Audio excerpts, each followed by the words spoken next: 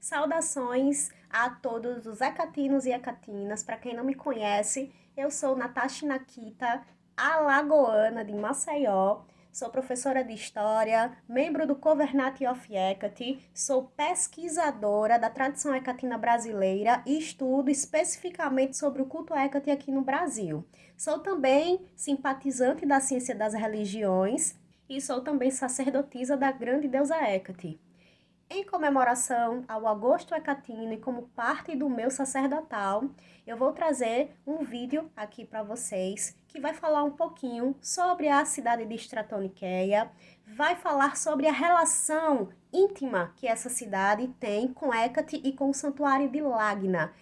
Eu espero que todo conhecimento compartilhado aqui com vocês sirvam de inspiração para as suas práticas de culto moderna a essa deusa inestimável que é Hecate. Espero que vocês todos gostem e se tiverem dúvidas, podem deixar aí nos comentários, tá? Que a gente vai tirando e também vai aprendendo. Todos os dados que vão ser apresentados aqui nessa narrativa, eles vão ser embasados pelas afirmativas do francês Alfred Lamonnière.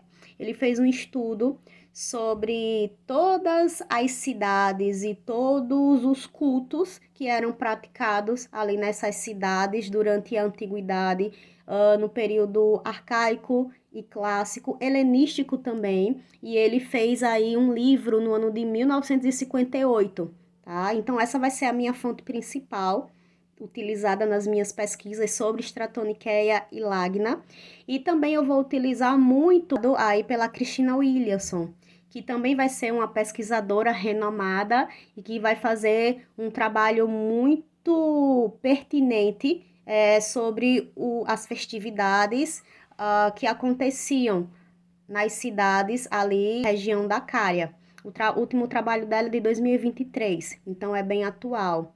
Consequentemente, esses dois pesquisadores, eles vão utilizar tanto da arqueologia, dos registros arqueológicos, quanto da literatura. E quando eu falo em literatura, eu estou falando do Estrabo, ou Estrabão, como muitos conhecem, que é, para muitos, um historiador grego, historiador, geógrafo, que percorreu aquela região ali da Anatólia. Outros já dizem que ele é de origem anatoliana e por isso que ele tinha toda essa afinidade e tinha tanto conhecimento ali com as cidades anatolianas desse período em questão. Então, todas as afirmativas aqui da minha narrativa, tá? Elas vão ser embasadas por essas três figuras de renome. Então, não vai ter muito achismo aqui, até porque os meus achismos eu estou guardando para o meu doutorado. Então, é muito do que foi coletado nas pesquisas, tá? Dessas três figuras ilustres. Então, vamos lá, gente. Stratoniceia, ela foi uma cidade aí fundada em cima de um antigo assentamento macedônico, tá? Localizado na região da Cária, que era uma região que ficava na Ásia Menor e que está ali na região onde a gente encontra a Turquia na atualidade. O Biliautsogu, que ele vai ser o chefe das escavações arqueológicas da atualidade nessas duas regiões, tanto em Stratoniceia quanto no Santuário de Lagna, ele vai afirmar que a atividade ali, naquela região, ela remete mais ou menos à Idade do Bronze. Então, muitos povos passaram em atividade ali pela região onde foi fundada posteriormente ali a cidade de Stratoniceia. E aí ele afirma em uma das suas pesquisas que Stratoniceia ela seria possivelmente uma cidade antiga hitita. E ele fala que ela é mencionada né, nos registros aí de cartas hititas. E aí ele afirma que o nome original da cidade de Stratoniceia seria Átria. E aí depois desse nome, ela recebeu o nome de Crisoureus. E aí ele vai usar a afirmativa do Pausanias, que todo mundo sabe também que foi um geógrafo viajante que também percorreu essas regiões. E aí, depois que se tornou Crisaureus, ela passou ainda a ter outros dois nomes para depois receber o nome de Stratoniceia. Há uma mitologia romântica em torno das questões de como a cidade foi fundada, do seu nome, da etimologia de seu nome. A história que é contada, ela vai falar do rei Seleuco, tá? Que ele era o rei ali da região aonde situava-se Stratoniceia, e ele resolveu desposar uma jovem muito bonita, por sinal, chamada de Stratonice, para ser a sua rainha, a rainha da cidade. E essa fundação, ela ocorreu mais ou menos ali em 260 antes da Era Comum, tá? E aí o que é que acontece? Quando a Stratonice ela chega na região, o filho do Seleuco I, ele vai cair de amor por ela, vai ficar extremamente apaixonado pela rainha Stratonice. E aí é impossível esse amor entre os dois, porque essa rainha, ela vai ser sua madrasta, ela vai casar com o seu pai, ela vai ser a rainha da então cidade. E aí o Antíoco, a gente não tem certeza se é o Antíoco I ou o Antíoco II, porque as fontes, elas são confusas nesse sentido. Então a gente sabe que pode ter acontecido com um dos dois. E aí o Antíoco em questão, ele cai de amores. E ele fica doente, e ele fica muito doente por conta desse amor impossível. Hoje a gente sabe que é depressão, mas naquela época era mal de amor, era uma doença. E aí ele para de comer, ele fica de cama, e esse contexto mitológico da etimologia do nome, né, dessa história de amor entre Stratonice e o Antíoco, ele é representado até hoje por pintores aí do mundo inteiro. Existem alguns quadros aí da Idade Moderna que retratam especificamente essa cena do Antíoco lá, morrendo de amor na cama, com a rainha Stratonice do lado e o pai Seleuco também. Todo mundo desesperado porque o príncipe, então, iria morrer, né? Bom, o que é que o rei faz? Ele vai e chama um dos melhores médicos, tá? Para ir até o seu reinado cuidar do seu filho. E quando chega lá, esse médico tenta de tudo. Ele vai utilizando tudo que era encontrado ali dentro da medicina da época para poder curar o príncipe, né? Já que o pai estava ali desesperado. E aí, no decorrer do tempo que ele passa, ele vê que nada funciona, e aí ele começa a conversar com o Antíoco. E aí o Antíoco vai contando a ele porque ele tá doente daquele jeito.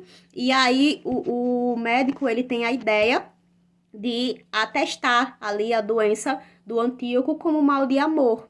E aí ele vai até o rei Seleuco e diz: olha, o seu filho, ele está doente de amor. E aí ele vai e conta por quê e por quem o Antíoco está apaixonado.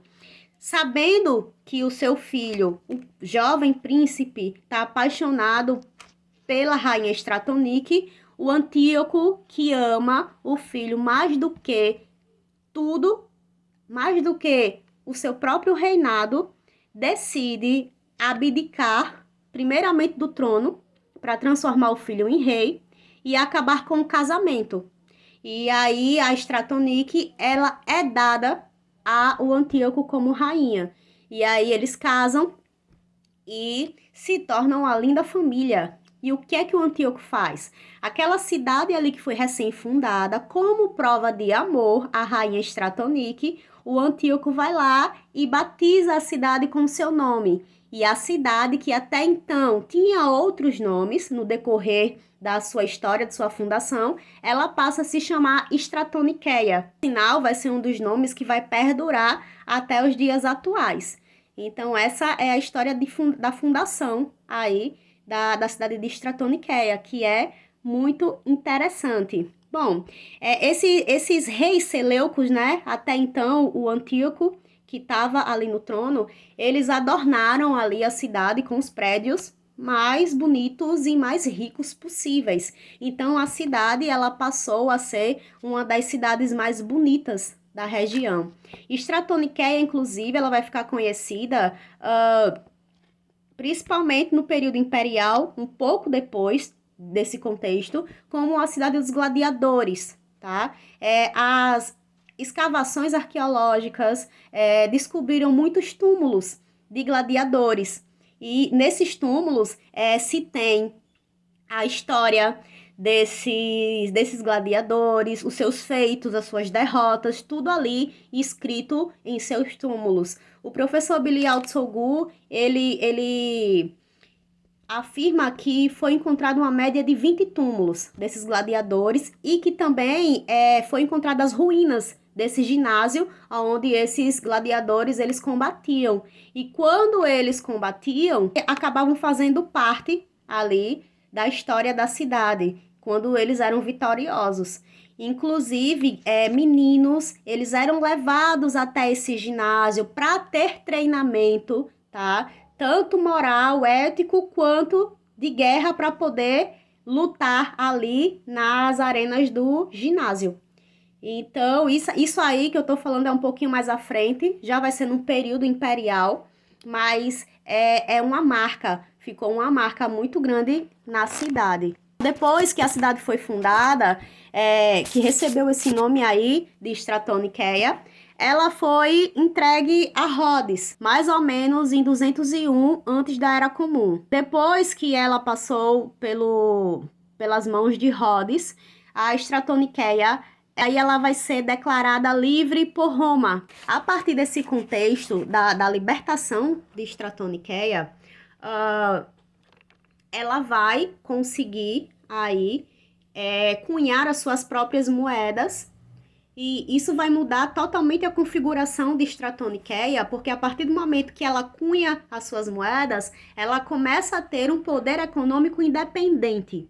E com esse poderio econômico independente, Stratoniceia, ela passa então a também expandir os seus territórios. Então, Stratoniceia vai passar a absorver outras cidades menores para poder se desenvolver. Stratoniceia, ela vai fazer o que algumas cidades, como Milasa, que é uma cidade próxima também de Stratoniceia, e várias outras dessa região, fez no passado, que é absolver templos religiosos e unir eles à política.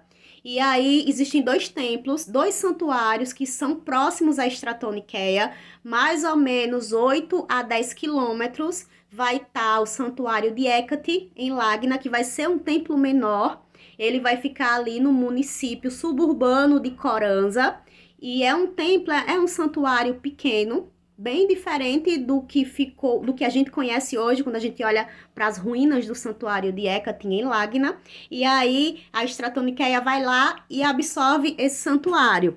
Não só acontece com o santuário de Hécate em Lagna, mas também vai acontecer com o santuário de Zeus em Panamara. Panamara já vai ser uma região um pouquinho maior, tá? Onde se vai ter dentro do santuário uma rotatividade de fiéis, de devotos, também de intensidade maior, mas também vai ser absorvida por Stratoniceia, com o intuito aí de fortalecer as suas relações políticas e territoriais através de cultos religiosos. Nesse sentido, tanto Hécate quanto Zeus, eles vão passar a ser ali protetores, divindades protetoras da cidade de Stratoniceia. E eles passam a ser honrados, tá? Dentro da cidade pelos habitantes daquela comunidade em questão. Tanto que é feito um templo menor dentro da cidade para essas duas divindades, no qual todos os dias a comunidade vai fazer ofertas, vai fazer ali orações para essas divindades, para elas continuarem protegendo o contexto de toda a cidade, as suas famílias. O Laumonier, ele fala que dentro desse santuário, todos os dias era realizado um coro em honra a Hécate e a Zeus. E esse coro, ele vai ser composto ali das crianças que são escolhidas a dedo pelos sacerdotes de Hécate em Lagna e das famílias mais abastardas, ou seja, as famílias mais ricas. Então, essas crianças, elas eram escolhidas a dedos para poder compor ali aquele corpo musical que era destinado a essas duas divindades diariamente. A cidade, ela vai passar a cunhar as suas próprias moedas já com o rosto de Zeus e de Hécate. A gente consegue ver em registros arqueológicos as famosas moedas de Stratoniceia, e em muitas a gente vê a deusa Hécate, em outras a gente vê Hécate e Zeus, e são moedas belíssimas, assim, que a gente consegue até encontrar imagens dela na internet, são muito bonitas, e elas vão possuir esse contexto aí dessas duas divindades que vão passar, de certa forma, a não ser só as padroeiras da cidade, mas vão ser divindades cívicas, que vão estar ali inseridas nesse contexto urbano da cidade, esse contexto urbano, político e financeiro da cidade de Stratoniceia. A cidade, ela vai ser invadida posteriormente a isso durante as guerras mitidráticas. E aí, o que é que são essas guerras, né? São guerras ali que visavam quebrar o domínio romano, a expansão do domínio romano na Ásia Menor. E aí, Stratoniceia, ela vai resistir bravamente. Tanto o Santuário de Lagna quanto a cidade de Stratoniceia vai resistir, vai lutar ali por Roma, obviamente. E com isso, o imperador Sila, que era o imperador da época, ele fica muito grato ali com a lealdade de Stratoniceia, da cidade ali que combateu, que resistiu em nome de Roma, e aí ele vai conceder mais favores a Stratoniceia. Ele vai conceder o Senatus Consultum, que vai ser basicamente aí um documento que ele reconhece a lealdade de Stratoniceia e torna o santuário de Lagna inviolável, ou seja, mesmo que houvesse ali outras guerras, o santuário ele não poderia mais ser violado, ser atacado. E de encontro ao santuário de Lagna seria a mesma coisa do que ir de encontro a Roma. E aí, nesse sentido, mais favores foram concedidos à cidade de Stratoniceia, favores políticos, expansão territorial. O santuário de Hécate em Lagna, 57 cidades, elas foram chamadas como testemunha, né, desse documento, que inclusive ele foi escrito nas paredes do Santuário de Lagna, e teve ali as 57 cidades próximas a Stratoniceia como testemunha, ou seja, as cidades passaram a respeitar cada vez mais a cidade de Stratoniceia, por essa relação íntima que ela tinha ali com o Estado romano, principalmente no período imperial. Em agradecimento a todo esse contexto aí de concessões, Stratoniceia ela vai estabelecer um festival chamado de Hecatésia Romaia. E esse festival ele celebrava a Hécate Epifaneia, a mesma coisa de Salvadora Epifânia, né? Hécate a Salvadora Epifânia. E ao mesmo tempo que ele celebrava essa divindade, também celebrava a divindade de nome Thea Romé, que é uma divindade romana. E aí a fusão dessas duas divindades deram origem à Salvadora Epifaneia, que simbolizava ali na realidade uma nova realidade política entre Roma e entre a cidade de Stratoniceia. E é aí que a gente percebe o primeiro epíteto de Hécate, que é Hécate Soteira, tá? Que vai ser um epíteto que ele vai ser símbolo ali da união dessas duas divindades e também de Hecate como a guardiã, a padroeira da cidade. É daí que vem a ideia de Hecate como a guardiã das cidades, Hecate solteira, Hecate a salvadora. A primeira vez, possivelmente, que esse epíteto de solteira ele vai ser aí mencionado. E o engraçado é que eu tava falando algo parecido em um dos vídeos, um vídeo passado, e chegou uma pessoa, olha, você tá falando errado, não é solteira, é solteira, sabe? E assim, gente, é bom a gente saber as traduções, é bom a gente falar, né? Por exemplo, hoje eu sou aluna de um curso de grego antigo, tá? Eu sei falar grego antigo, ou pelo menos estou tentando aprender. E eu não me importo se chegar alguém falar uma palavra de acordo com a sua realidade, sabe? É legal a gente saber as pronúncias corretas e tal, mas só que a gente também não pode chegar para uma pessoa e falar: olha, você está falando errado. E quem é a gente para saber se está falando certo ou errado? Nós somos brasileiros, cada um numa região totalmente diferente do país. Pessoas aí que estão me assistindo agora são espalhadas aí por várias regiões, cada uma com um sotaque mais bonito e diferente do que o outro. Então, quem sou eu para me sentir superior a alguém, chegar e falar: olha, não fala solteira não, é solteira. Olha, não fala Cleidoucos não, é Cleidouxos, ou vice-versa, sabe? Eu acho que você tem que falar da maneira que está mais próxima do seu entendimento, da sua realidade, do seu contexto e da maneira que você percebe ser mais confortável. Eu tenho certeza que Hecate ela vai entender. Se você não quiser chamar Hecate de solteira ou solteira e chamar ela de salvadora, ela vai receber o seu chamado da mesma forma. Então vamos tomar cuidado, né? Com o que é que a gente acha que sabe e a maneira que a gente passa esse tipo de achismo para outras pessoas, porque tá todo mundo aprendendo, tá todo mundo no mesmo patamar e todo dia os pesquisadores estudiosos eles estão aprendendo algo novo. Não existe um martelo batido. Todo dia existem novas descobertas. Então vamos se atentar a isso. Ter mais empatia com o outro. Acho que Hecate vai gostar bastante, né? Então, vamos seguindo aí, tá? Nesse festival da Hecatésia Romaia, gente, lá em Stratoniceia e no Santuário de Lagna, existia vários outros festivais, tá? Tinha festival o ano inteiro, literalmente. Especificamente, eu tô falando da Hecatésia Romaia, mas depois eu vou citar outros que aconteciam lá também.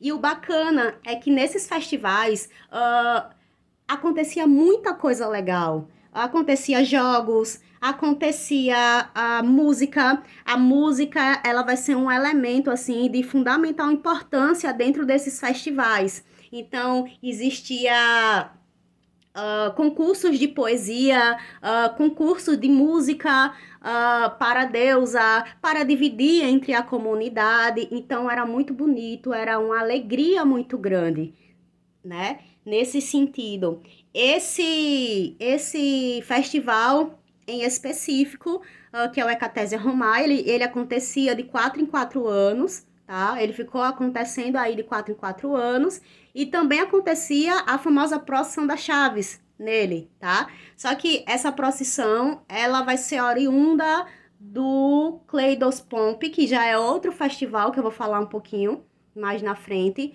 mas no Hecatésia Romaia também acontecia a procissão das chaves, que consistia basicamente na união do Santuário de Lagna com o perímetro urbano da cidade. Uma sacerdotisa, geralmente ela saía à frente, né, de todo um coro de pessoas que estavam ali dentro do santuário. Ela segurava uma chave que representava Hecate, Hecate como aquela senhora dos domínios, né, de todos os mundos, como o domínio ali dos limiares, como senhora, deusa, salvadora, protetora, a que era detentora ali das chaves do todo, tá? Basicamente era isso. Geralmente, ela era uma sacerdotisa, filha de um sacerdote, geralmente ou filha ou neta, é muito raro ser a esposa, mas geralmente era nesse contexto aí, sendo filha ou sendo neta. Então ela levava a chave nas mãos e aquele grupo de pessoas ia atrás dela e eles passavam ali pela estrada sagrada que ligava o santuário de Lagna a Stratoniceia. Era um local onde se encontra túmulos, tá? É uma estrada pequenininha, estreita, ladeada de túmulos. E aí a sacerdotisa, ela passava segurando aquelas chaves, tá?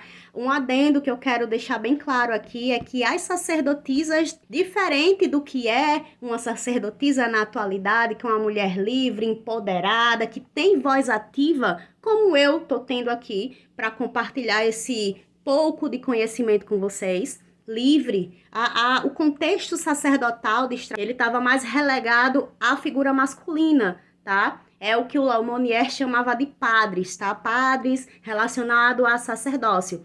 Então, geralmente o padre, ele era escolhido ali, o sacerdote, né? Se assim melhor vocês preferirem. Ele era escolhido dentro das famílias mais abastardas ali da cidade de Stratoniceia, da elite, tá? Teria que ser uma pessoa rica e ele tinha o posto de sacerdote durante o ano.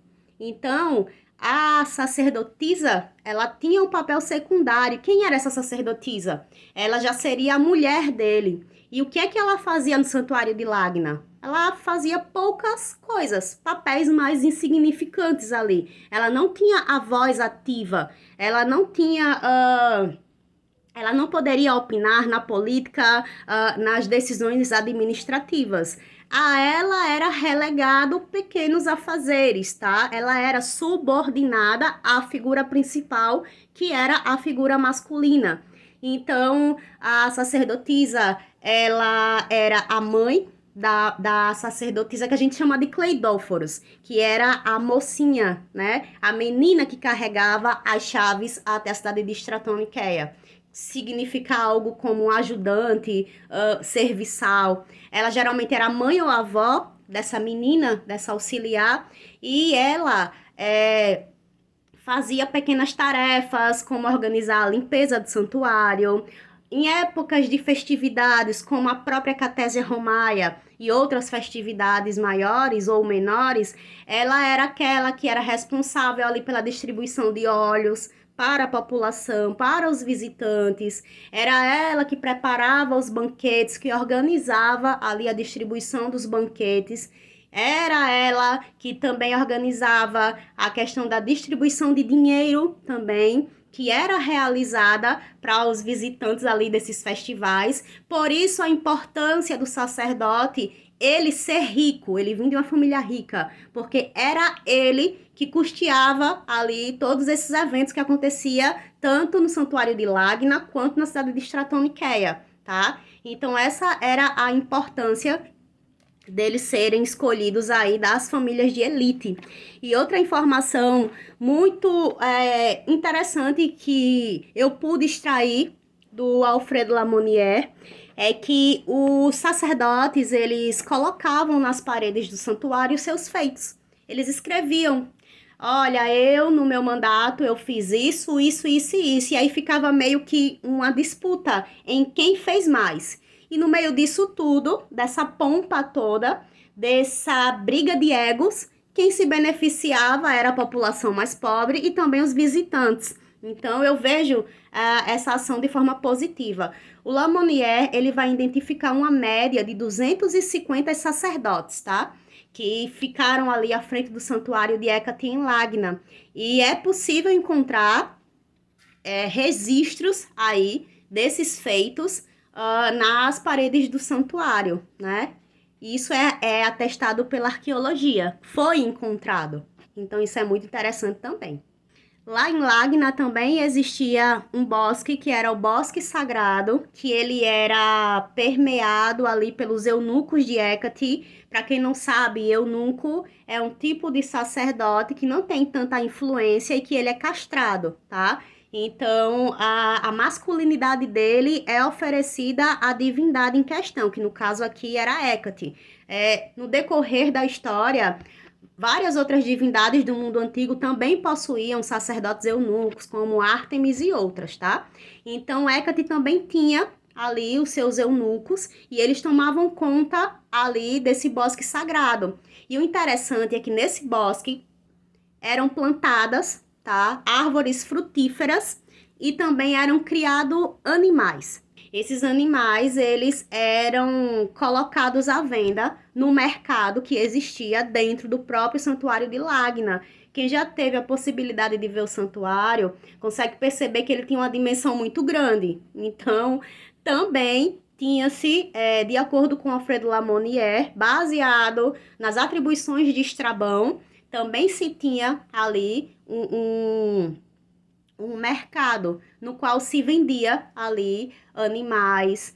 E esse bosque, tá? Ele era comandado pelo sacerdote vigente, tá? Também era uma das atribuições do sacerdote, era organizar ali e comandar os próprios eunucos, tá? Era ele que supervisionava ali o que é que acontecia dentro desse bosque e também o que era colocado dentro desse mercado que ficava no interior do santuário de Lagna para venda. O culto à deusa Hécate ali no santuário de Lagna, ele durou mais ou menos 5 séculos, tá? E aí, o florescimento desse culto foi no período helenístico, tanto no romano. E a gente sabe disso por conta dos inúmeros festivais, tá?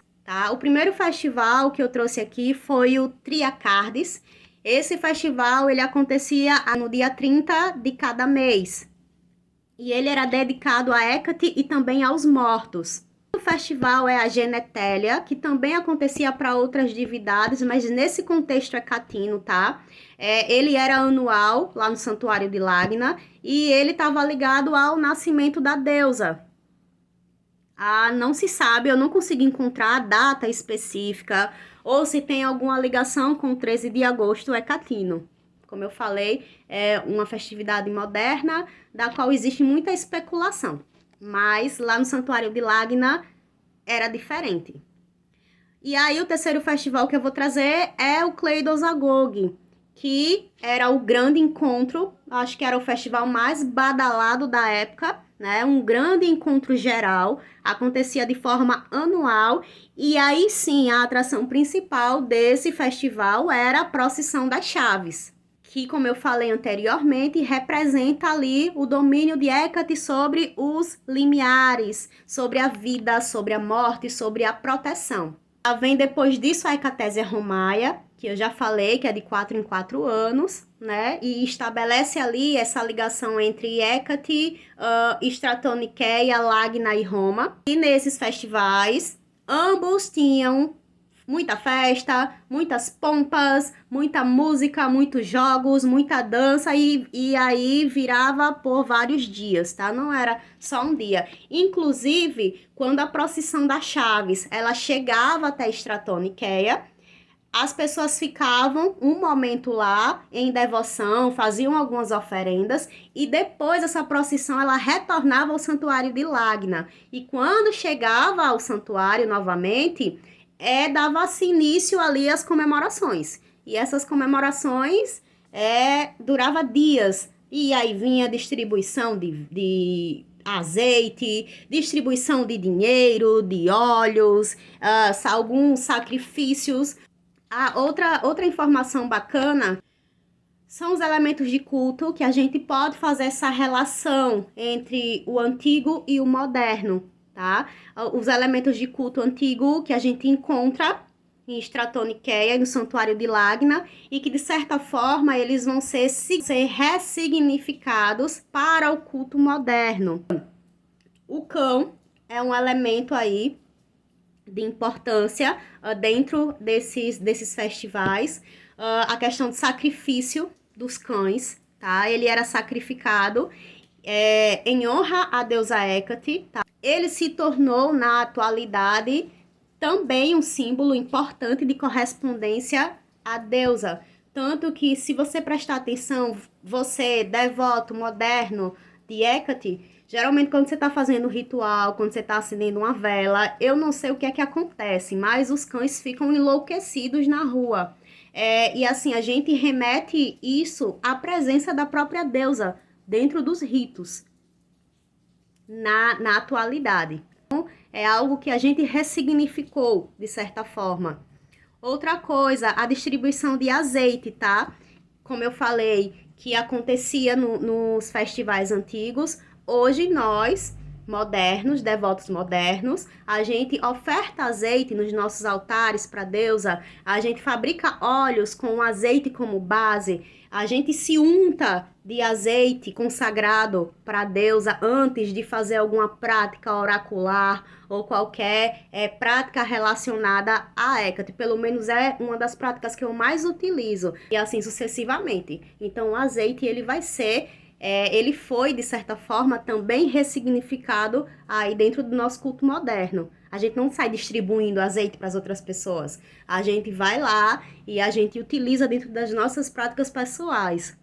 Outra coisa bastante interessante é a questão do banquete.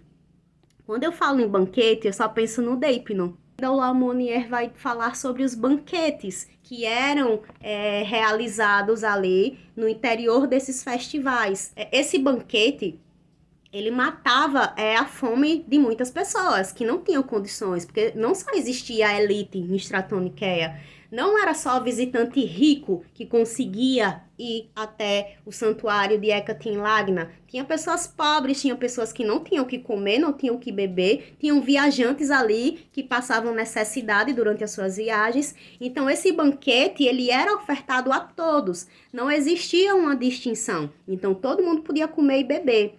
E aí, eu acredito que possivelmente, quando o culto a Hecate ele foi helenizado, que ele foi transportado ali para a Grécia, possivelmente essa prática aí do banquete, ela se ressignificou no Deipnon.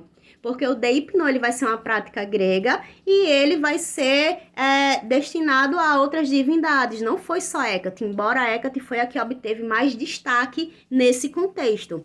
Mas aí, possivelmente, o banquete que já acontecia lá no santuário de Hecate em Lagna e também na cidade de Stratoniceia, durante os festivais, ele pode ter sido, sim, ressignificado na forma de Deipno grego, tá? Seria aplacar, né, a alma dos mortos inquietos, nesse contexto mais sombrio, mais obscuro da deusa, que a gente sabe que ela foi, de certa forma, marginalizada com essa fusão aí helênica, mas no final das contas, depois que era depositada aquela gama de alimentos ali encruzilhadas, muitas pessoas que estavam com fome, pobres, peregrinos, pessoas que não tinham condições, iam comer ali do banquete, tá? Da deusa Hecate. Então, são elementos que eles vão se misturando, vão se ressignificando e chegam até nós. Outro elemento é a música, como eu falei anteriormente. É um elemento de extrema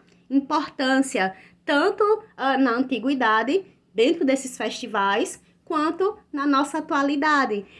Existe um grupo aqui no Brasil que é as Bruxas da Quebrada, da Mari, que é maravilhoso, assim. Eles fazem algumas versões de algumas músicas dedicadas à deusa Hecate, que também foram compostas por brasileiros e praticamente em todo o ritual da deusa a gente se vê cantando, né? Vai-se o dia sobre a lua, da banda Ícaros, lá que é o hino a Hecate, o famoso hino a Hecate, ou seus fogos sagrados da noite, todo mundo conhece essa música, e na voz da Mari das Bruxas da Quebrada é um arraso. Então, é um elemento que acontecia lá na antiguidade, né? E que a gente conseguiu, de certa forma, ressignificar aqui para o presente também, para dentro do nosso culto moderno. Outro elemento que a gente traz vai ser a chave, que a gente utiliza, né, nos nossos ritos atuais e que a gente já pôde perceber que vem ali das procissões que eram realizadas em honra a Hecate. Acontecia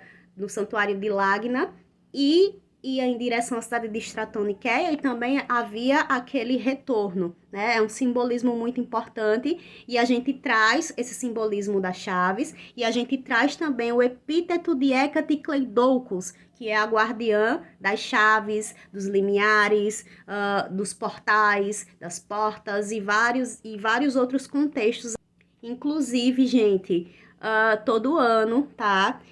Tem um coven que ele vai ser de Belém do Pará, que ele realiza a procissão das chaves de Hecate. É uma procissão muito bonita. O do coven é Anankara e todos os anos eles se reúnem aí e saem nas ruas de Belém, tá? Em honra à deusa Hecate. Geralmente é dia 10, dia 12, dia 15 de agosto, geralmente é um sábado. Então, eles fazem um chamamento, né, na página do Instagram do Coven, e aí eles pedem para quem quiser ir, é aberto ao público, isso é muito importante porque acaba integrando a comunidade começa a entender o contexto do neopaganismo, que é o neopaganismo, e é uma forma também de desmistificar todo esse conceito aí negativo que a maioria das pessoas tem quando vê um ato pagão, quando escuta falar sobre bruxas,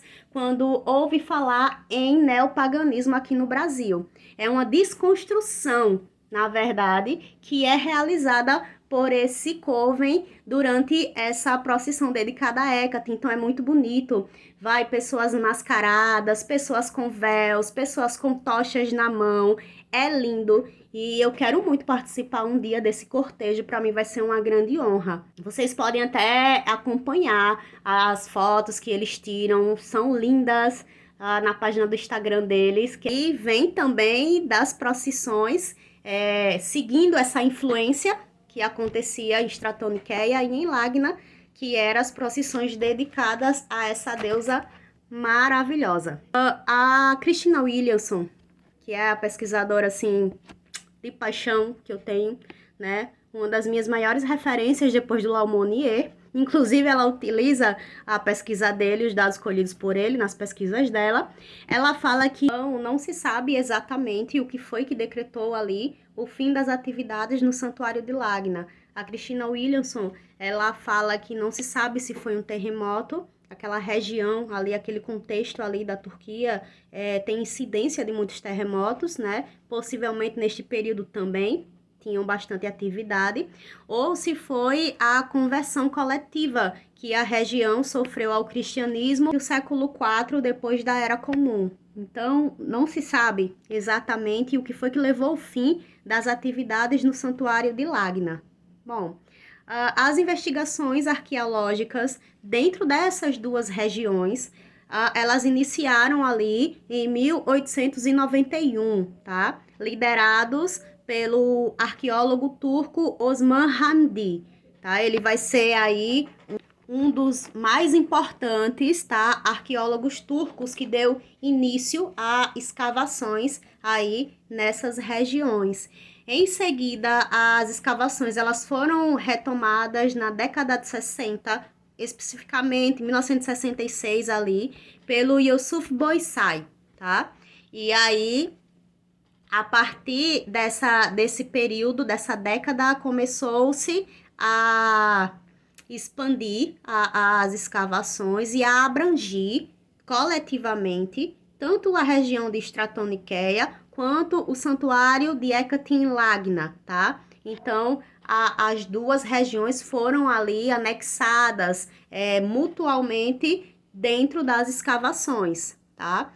Já em 93, o Ahmet Tipan, que era professor do Bilial Tsogu na época, ele, em parceria com a Universidade de Caia e o Museu de Milas, né, ele intensificou ali as escavações nessa região e em 2008, a Universidade de Pamukkale fez uma parceria aí com o Ministério da Cultura turco e também do Turismo e junto com o aluno do Ahmet Tipan, que é o professor Bilal Tsogu, que hoje ele vai ser o chefe ali das atividades de escavações nessa região. Desde essa época de 2008, tá? eles vêm apresentando novas descobertas todos os dias, porque as escavações ali não param, tá? E aí, elas vêm se intensificando com o decorrer dos anos, tá? Nessas duas regiões também acontecem eventos sociais para tentar unir a comunidade a o que acontece dentro do mundo acadêmico. Acontecem eventos que chamam o público, né? O público que está fora ali da comunidade acadêmica.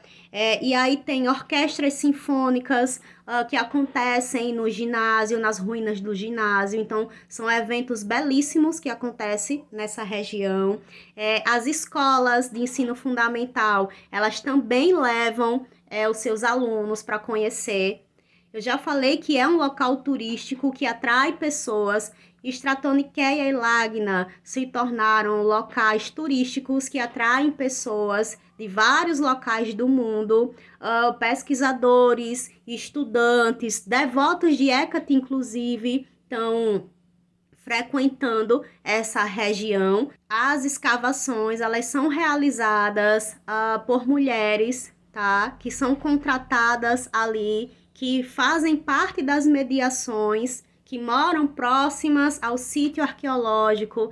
Então, essas mulheres, elas acabam aprendendo uma nova profissão, elas acabam integrando ali a sua renda familiar e acaba, de certa forma, havendo essa interação entre a universidade, a pesquisa científica e a comunidade em geral, a comunidade ali que está ao redor desta região.